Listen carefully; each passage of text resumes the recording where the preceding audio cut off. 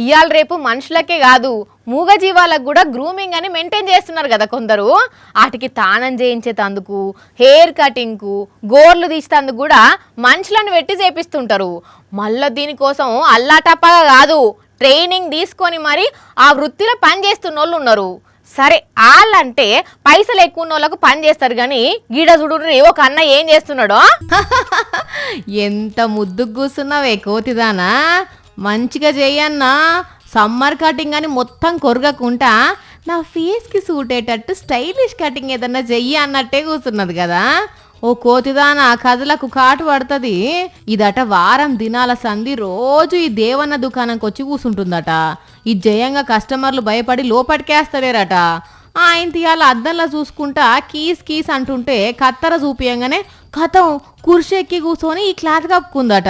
ఇక అప్పుడు కటింగ్ కోసం అని అర్థమయ్యి వణుక్కుంటనే చేసుడు షురు చేసిందట. కర్ణాటక రాష్ట్రం చామరాజనగర్ జిల్లా సంతెవర హల్లీలున్న సెలూన్ల ముచ్చటగిది. చిన్న పొలగాళ్ళన్న గింత కుద్దు కూసుంటారో లేదో పో. మరి వెనకటి జన్మల ఎన్ని ఫోజులు కొట్టిందో ఇది.